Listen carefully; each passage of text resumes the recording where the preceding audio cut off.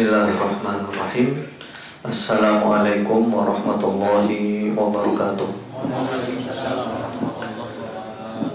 Alhamdulillahilladzi ahalla an-nikah wa harrama as-sifah wa ja'ala al-mahabbata bainal qulubi hiya al-miftah.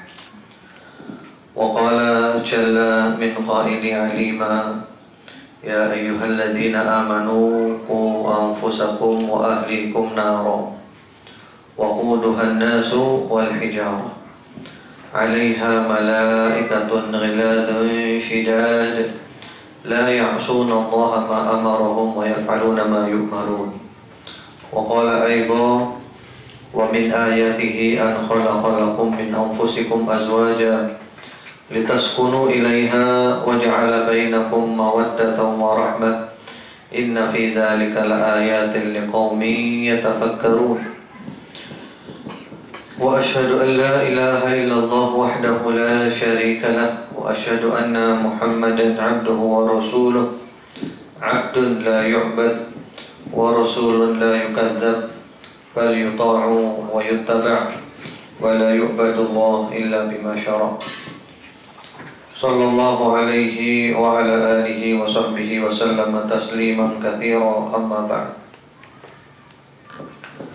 Para alim ulama yang kami muliakan, para sesepuh, para bini sepuh yang kami hormati, Shahibul Hajat Bapak Al-Ustaz Ahmad Taufiq Kusuma yang kami muliakan, para hadirin semuanya, terutama kedua mempelai yang berbahagia. Alhamdulillah, pada malam hari ini kita dimudahkan langkah oleh Allah Subhanahu wa taala untuk menghadiri namanya apa? Tasyakuran ya. Soal ini kayak suwi. Tadi kalau dengar cerita pernikahannya saudara kita Al-Ah Mujahidin Ahmad ini, rasanya kepingin kayak gitu ya. Enak praktisnya, gak repot-repot, praktis sekali, gampang, masya Allah. Mudah-mudahan diberi berkah oleh Allah Subhanahu Wa Taala. Malam hari ini kita dimudahkan langkah untuk menghadiri acara tasyakuran pernikahan saudara kita Mujahidin Ahmad, putra dari Bapak Ustadz Ahmad Taufiq Kusuma, dengan saudari Nora Ainul Farida, putri dari Bapak Muhammad Nur Ali, yang mana pada malam hari ini saya diminta untuk memberikan tausiah yang mudah-mudahan bermanfaat untuk kita semuanya, terutama mempelai yang berbahagia. Allahumma amin. Di dalam Al-Quran itu ada satu ayat, yang ayat ini sangat penting untuk selalu kita kaji di dalam rumah tangga kita, yaitu surat At-Tahrim, surat ke-66 ayat nomor 6, yang tadi telah dibacakan ayatnya, yang mana di sana ada potongan ayat yang berbunyi ya ayyuhalladzina amanu qu anfusakum wa ahlikum nara. Hai orang-orang yang beriman, selamatkan dirimu dan keluargamu dari api neraka. Nah, insyaallah saya akan bahas ayat ini saja dari para mufassirun, ahli tafsir, bagaimana penjelasan-penjelasan mereka tentang potongan ayat ini. Di dalam At-Tafsir Al-Muyassar yang ditulis oleh para ulama, yang dikepalai oleh Fadilatul Syekh Profesor Dr. Abdullah bin Abdul Muhsin At-Turki, hafizahullah ta'ala, di sana dituliskan tafsirnya, ya ayyuhalladzina saddaqullaha wa rasulahu wa amilu bi syar'i. Hai orang-orang yang percaya kepada Allah dan Rasulnya serta mengamalkan syariatnya, ihfadzu anfusakum, jagalah dirimu, bi fi'li ma amarakumullahu bihi wa tarki ma nahakum anhu, dengan mengerjakan apa yang Allah perintahkan dan meninggalkan apa yang Allah larang. Wahfadzu ahlikum bima tahfadzuna bihi anfusakum minan nar, juga jagalah keluargamu sebagaimana kamu menjaga dirimu dari api neraka.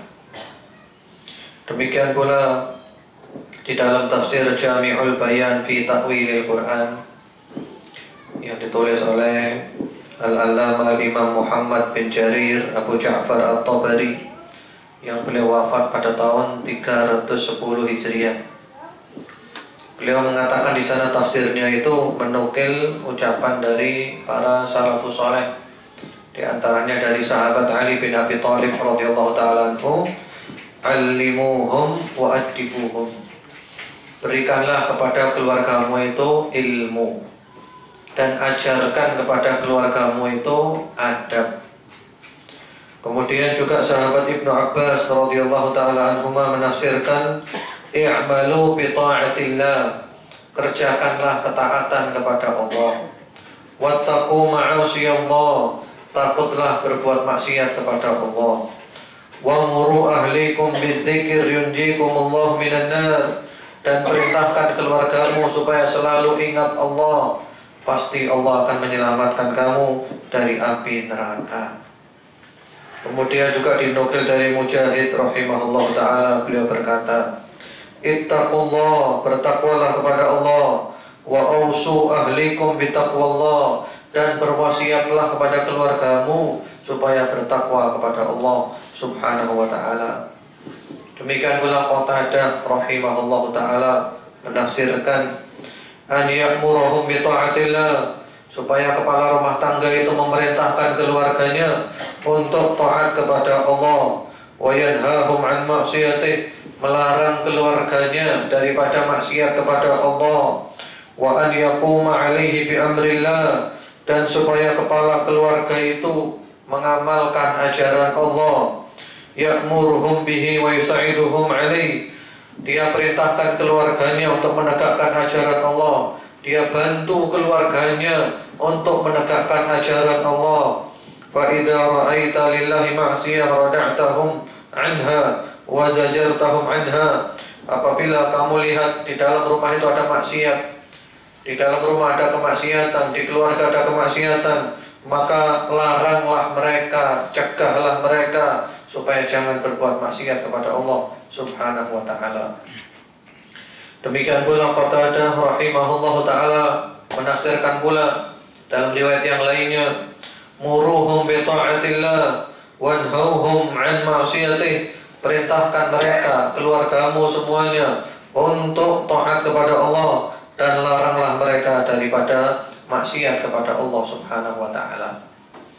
Demikian pula Al-Hafidh Ibnu Katsir dalam tafsirnya Tafsirul Qur'anil Azim, beliau nama lengkapnya adalah Abul Fida Ismail bin Umar bin Katsir Al-Qurashi Ad-Dimashqi rahimahullah ta'ala, yang wafat pada tahun 774 Hijriah. Beliau juga menukil seperti nukilan-nukilan yang tadi, ada tambahan pula dari Ad-Dhahhak dan Muqatil rahimahumullah ta'ala. Beliau berdua mengatakan, "Haqqun 'alal muslimi an yu'allima ahlahu min qarabatihi wa imaihi wa 'abidihi ma faradallahu 'alaihim wa ma nahahumullahu anhu."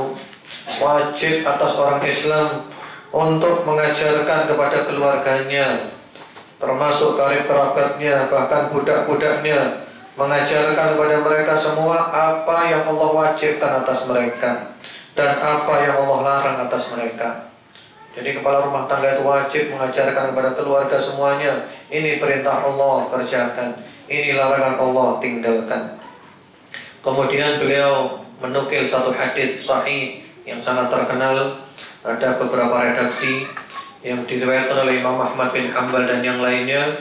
Di antaranya redaksinya berbunyi, sabda Rasulullah sallallahu alaihi wasallam, "Muru as-sabiyya bis-shalah idza balagha 7 sinin, fa idza balagha 10 sinin fadribuhu 'alaiha." Perintahkan anak kecil supaya sholat ketika umur 7 tahun. Apabila telah mencapai 10 tahun, maka pukullah supaya mau sholat. Artinya kewajiban orang tua. Kewajiban orang tua adalah nyuruh anaknya taat kepada Allah. Umur 7 disuruh sholat, umur 10 tidak mau sholat dipukul. Demikian pula puasa dan yang lain-lainnya dilatih anak kecil. Ibnu Katsir rahimahullah taala menukil ucapan para fuqaha wa hakadha fi shaum, demikian pula puasa. Atau juga yang lainnya, mulai umur 7 sudah dilatih, umur 10 sudah boleh dipukul. Pukulan bukan di wajah dan pukulan yang tidak melukai atau tidak menimbulkan bekas. Liyakuna dzalika tamrinan 'ala al-ibadah, tamrinan lahu 'ala al-ibadah, supaya anak itu latihan ibadah mulai kecil sehingga tidak berat. Likai yablugh wa huwa mustamirun 'ala al-ibadati wat ta'ah wa mujanabatil ma'siyah wa tarkil munkar wallahu al-muwaffiq. Supaya dia nanti balik, dia terus-menerus beribadah kepada Allah, terus-menerus taat kepada Allah, terus-menerus meninggalkan maksiat kepada Allah dan meninggalkan yang mungkar, dan Allah lah yang memberikan taufik. Kemudian juga di dalam kitab Ruhul Ma'ani fi Tafsiril Qur'anil Azim wa Sab'il Madani yang ditulis oleh Al-Allamah Shihabuddin Mahmud bin Abdullah Al-Husain Al-Alusi, yang beliau wafat pada tahun 1270 Hijriah. Beliau mengatakan, wastudilla biha ala annahu yajibu ala rajuli ta'allumu ma yajibu minal fara'id wa ta'limuhu li haula. Ayat ini, At-Tahrim ayat 6 adalah dalil bahwa seseorang itu wajib belajar apa-apa yang Allah wajibkan dan juga mengajarkan kepada keluarganya semuanya. Kita semua ini wajib ngaji. Kepala rumah tangga harus rajin ngaji. Kemudian keluarga kita juga kita motivasi rajin ngaji, sehingga mengetahui ini adalah perintah Allah untuk dikerjakan dan ini adalah larangan Allah untuk ditinggalkan. Demikian pula di dalam tafsir Taisirul Karimir Rahman fi Tafsir Kalamil Mannan yang ditulis oleh Fadilatul Syekh Abdurrahman bin Nasir As-Sa'di rahimahullahu taala, yang beliau wafat pada tahun 1376 Hijriah. Beliau menafsirkan, ya man mannallahu alaihim bil iman qumu bil lawazimihi wa syurutih.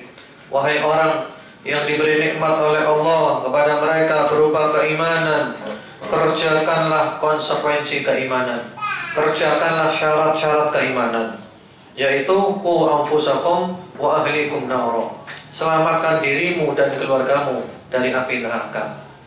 Kemudian beliau jelaskan bagaimana cara menyelamatkan diri kita dan bagaimana cara menyelamatkan keluarga kita dari api neraka. Wa wiqayatul anfus bi ilzamiha amrullah. Menjaga diri adalah memaksa diri kita untuk tunduk kepada aturan Allah. Wal qiyam bi amrihi imtithalan wa nahyihi ijtinaban, mengerjakan perintah-perintah Allah, meninggalkan larangan-larangan Allah. Wa taubah amma yusqitullah, serta taubat dari semua perkara yang mendatangkan murkanya Allah. Wa yujibul azab, dan dari perkara yang bisa mendatangkan azab Allah subhanahu wa ta'ala. Kemudian cara menyelamatkan keluarga dari api neraka. Wa wiqayatul ahli wal aulad, cara menyelamatkan keluarga dan anak-anak dari api neraka adalah bita'dibihim wa ta'limihim, mengajarkan kepada mereka adab, memberikan kepada mereka ilmu. Wa ijbarihim ala amrillah, memaksa mereka untuk tunduk kepada aturan-aturan Allah subhanahu wa ta'ala. Fala yaslam al-'abdu illa idza qama bima amara Allah bi nafsihi. Tidak akan selamat seorang hamba kecuali apabila dia mengamalkan ajaran Allah dalam dirinya. Wa fima yadkhul tahta wilayatihi, dan dia juga memaksa orang-orang yang dalam wilayahnya, minaz zaujat, daripada istrinya, wal aulad, anak-anaknya, walin, dan yang lainnya, supaya mereka semuanya tunduk kepada aturan-aturan Allah subhanahu wa ta'ala. Bapak Ibu, saudara-saudara sekalian rahimakumullah, ini adalah nukilan-nukilan barat dari para mufassirun tentang ayat qu anfusakum wa ahlikum nara, selamatkan dirimu dan keluargamu dari api neraka. Intinya adalah kita wajib rajin belajar ilmu agama, aktif menghadiri majelis-majelis ta'lim. Kita ajak keluarga kita motivasi mereka sehingga mereka semua kenal agama dan mereka semuanya mengamalkan agama. Perintahnya Allah dikerjakan, larangannya Allah ditinggalkan. Dengan cara inilah kita akan mendapatkan keluarga yang sakinah, mawaddah, warahmah, yang bahagia di dunia wal akhirah. Kemudian pada akhirnya saya ingin membawakan tentang hak dan kewajiban suami istri untuk bekal kita semuanya, terutama mempelai yang berbahagia. Seorang suami dikatakan baik apabila dia telah menunaikan kewajiban-kewajibannya sesuai dengan yang diterangkan oleh Al-Quran dan Sunnah Rasulullah Sallallahu Alaihi Wasallam. Ada seorang sahabat yang datang kepada Nabi. Kemudian sahabat ini tanya, ya Rasulullah, ma haqqu zaujati ahadina alaina? Wahai Rasulullah, apa hak istri kami atas kami? Haknya istri apa? Kewajibannya suami itu apa? Beliau bersabda, an tud'imaha idza ta'imta wa taqsuha idza tasait wa la tadribil wajh wa la tuqabbih wa la tahjur illa fil bait. Kamu berikan makan apabila kamu makan yang selayaknya. Kamu berikan pakaian apabila kamu berpakaian yang selayaknya. Kalau istilah kita gampangnya memberikan sandang, pangan, papan selayaknya. Kemudian wala tadribil wajah, jangan memukul wajah. Jangan memukul wajah. Memukul wajah ini hukumnya haram. Menampar dan yang lain itu hukumnya haram. Karena wajah itu tempat yang mulia. Bagaimana memukul selain wajah?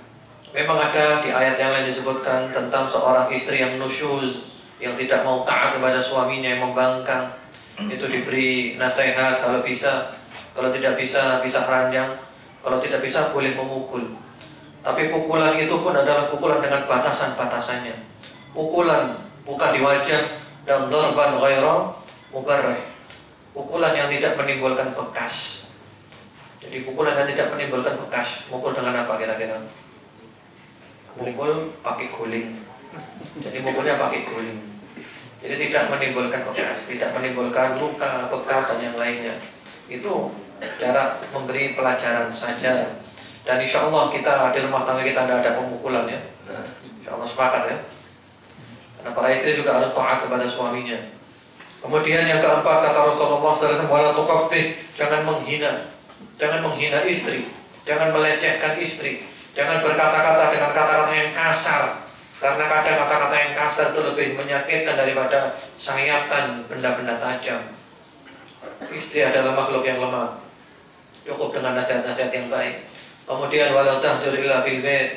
Kalau ada masalah, tetap selesaikan dalam rumah. Jangan suami pergi meninggalkan rumahnya. Masalah dalam rumah tangga itu wajar. Rumah tangganya siapapun pasti ada masalahnya. Rumah tangganya orang awam, rumah tangganya alim ulama, ustadz, kiai, semuanya. Bahkan rumah tangganya Rasulullah Muhammad Sallallahu Alaihi Wasallam ada problem dalam rumah tangga. Bagaimana kita menyelesaikan? Cara terbaik menyelesaikan problem rumah tangga yaitu kalau kita merasa bersalah, jangan sungkan minta maaf. Iya, memang saya salah, maafkan saya. Saya janji tidak akan ulangi lagi. Kemudian kalau ada yang minta maaf kepada kita, jangan sungkan untuk memberikan maaf. Ya, kamu saya maafkan, tapi jangan diulangi lagi. Masya Allah. Inilah rumah tangga kita harapkan. Rumah tangga yang benar-benar sakinah, mawaddah, warahmah. Damai, tenang, tentram, bahagia. Di dalamnya ada cinta dan kasih sayang. Kemudian juga Rasulullah Muhammad SAW pernah ditanya tentang istri yang solihah seperti apa. Ya Rasulullah, ayyun nisa'i khair. Wahai Rasulullah, seperti apa perempuan yang baik itu, yang solihah? Calon-calon penghuni surga Allah Subhanahu wa Ta'ala yang disuruh milih. Ini ada 8 pintu surga. Kamu milih masuk pintu yang mana kamu mau. Ternyata Rasulullah Muhammad Sallallahu Alaihi Wasallam hanya memberikan 3 kriteria untuk istri supaya mendapat gelar sebagai istri yang salihah, yang merupakan perhiasan dunia terindah. Ad-dunya mata' wa khairu mata'iha al-mar'atu salihah. Dunia adalah perhiasan. Sebaik-baik perhiasan dunia adalah istri yang salihah. Sifat yang pertama adalah allati idza nadarta ilaiha sarratka. Kalau dipandang suami menyenangkan. Kalau dipandang suami menyenangkan. Jadi istrinya Mas Mujahidin, kalau Mas Mujahidin pulang kerja capek, istrinya datang menyambut, Masya Allah. Ambil tisu, diusap dengan tisu untuk keringatnya. Allahu Akbar. Iya. Mau pandang tuh? Mau katanya. Jadi kalau dipandang suami itu menyenangkan. Walaupun kadang istri itu mungkin ada problem di depan suami, lupakan dulu problemnya, demi menyambut suami yang menyenangkan. Allahu Akbar. Dan ini ada contohnya Ummu Sulaim radhiyallahu taala anha, istri daripada sahabat Abu Talha radhiyallahu taala anhu, yang pernikahannya adalah pernikahan terindah sepanjang sejarah. Maharnya adalah sahabat Talha masuk Islam. Ketika itu Ummu Sulaim hamil, melahirkan, anaknya masih kecil lucu. Abu Talha pergi ada hajat keluar rumah. Waktu pas hari pulang ke rumah itu anaknya meninggal dunia. Meninggal dunia. Ummu Sulaim bagaimana perasaannya? Ditinggal mati anak satu-satunya yang masih lucu, hancur hatinya. Tapi karena hari itu adalah hari kedatangan suami, maka Ummu Sulaim berdandan demi menyambut kedatangan suaminya. Suami disambut dengan ceria, sehingga sampai terjadilah hubungan suami istri. Bayangkan, ditinggal mati anaknya, masih bisa melayani suaminya. Ketika datang suaminya tanya, bagaimana anak kita? Oh, anak kita sekarang keadaannya sangat tenang. Tidak dibilang mati, sangat tenang keadaannya. Tapi hubungan suami istri. Setelah selesai hubungan suami istri, baru Ummu Sulaim mengatakan, wahai suamiku, kalau ada orang memberikan titipan kepadamu, lalu titipannya diminta lagi, bagaimana sikapnya? Ya, sikapnya dikembalikan titipan. Akhirnya Allah memberikan titipan kepada kita berupa anak, dan sekarang diminta oleh Allah Subhanahu wa ta'ala. Allahu Akbar. Jadi kalau dipandang suami menyenangkan, wajahnya berseri-seri, senyum, tidak cemberut, tidak bermasam muka, ya, dan semisalnya. Kemudian yang kedua adalah wa idza amartaha ata'atta. Kalau diperintah suami, taat. Disuruh suami apa saja, sami'na wa ata'na. Selama bukan maksiat, selama mampu, dan selama tidak membahayakan. Suami nyuruh apa saja, sami'na wa ata'na. Pokoknya bukan maksiat, pokoknya dia mampu, dan pokoknya tidak membahayakan. Bukan maksiat, misalnya istrinya pakai jilbab yang syar'i, suaminya mengatakan, dek, saya lebih suka kalau kamu pakai jilbab gaul, tidak boleh taat, ini maksiat. Kemudian misalnya mampu, seorang suami, dia tempat tinggalnya di lantai 2 misalnya, kemudian dia beli aqua galon, istrinya suruh bawa, dia kamu angkat itu ke atas ya. Nah ini istrinya boleh nolak, wahai suamiku, ya, saya tidak mampu, itu pekerjaannya orang laki-laki, tidak apa-apa, tidak mampu, terus terang aja. Atau tidak membahayakan. Misalnya tadi hujan, rumahnya bocor, istrinya suruh naik, dia naik saja, telukan gentengnya itu. Ya istrinya bilang, ini saya bahaya, bisa jatuh nanti. Itu pekerjaannya orang laki-laki. Jadi selama bukan maksiat, selama mampu, dan selama tidak membahayakan, wajib taat kepada suami. Sami'na wa ata'na, harga mati. Kemudian yang ketiga adalah wa idza ghibta anha hafidat ghaibataka fi nafsiha wa malik. Kalau dia tinggal pergi oleh suaminya karena ada perlu, sehari, 2 hari, seminggu, 2 minggu, sebulan, 2 bulan, maka istri pandai menjaga dirinya dan pandai menjaga harta suaminya. Jadi walaupun suami gak ada, dia tetap merasa diawasi Allah, tidak berselingkuh, baik dengan cara apapun, dengan SMS-an, BBM-an, dengan laki-laki lain, tidak. Karena sekarang banyak fasilitas ya, SMS sarana menuju selingkuh, ya. Katanya gitu, SMS-an, BBM-an, atau bahkan Facebookan. Ada seorang istri nulis di Facebook kata-kata, malam ini saya kesepian. Lalu ada orang laki komentar, rumahmu di mana? Saya mau ke rumah bawa buah-buahan. Lalu suaminya memberi komentar, kata suaminya apa? Sabar ya sayang. Ya Allah, ini suami tidak punya sifat cemburu, ini bukan manusia ini. Ini wajib cemburu. Istri nulis status seperti itu, kemudian juga orang lain memberikan komentar begitu, ini cemburu wajib. Sahabat Sa'ad bin Abi Waqqas radhiyallahu ta'ala anhu, ketika ditanya oleh Rasulullah, wahai Sa'ad, kalau kamu dapati istrimu dengan laki-laki di kamar berdua-duaan, kira-kira bagaimana sikapmu? Apa kata sahabat Sa'ad? Darabtuhu bis-sayf ghairu musaffah. Aku tebas laki-laki itu dengan pedang, tak sikat laki-laki itu. Lalu kata Rasulullah apa? Ata'jabuna min ghirati Sa'ad? Wallahi ana aghyar min Sa'ad, wallahu aghyar minni. Apa kamu heran dengan cemburunya Sa'ad? Aku lebih pencemburu dari Sa'ad, dan Allah lebih pencemburu dari aku. Ini cemburu yang wajar. Jadi kalau ditinggal pergi oleh suaminya, pandai menjaga dirinya dan pandai menjaga harta suaminya. Inilah mudah-mudahan tausiah singkat yang bermanfaat bagi kita semuanya. Mudah-mudahan yang belum nikah oleh Allah Subhanahu wa taala dimudahkan untuk nikah. Amin. Aminnya keras-keras biasanya yang belum nikah. Ya, wallahu a'lam bishawab. Kurang lebihnya saya mohon maaf.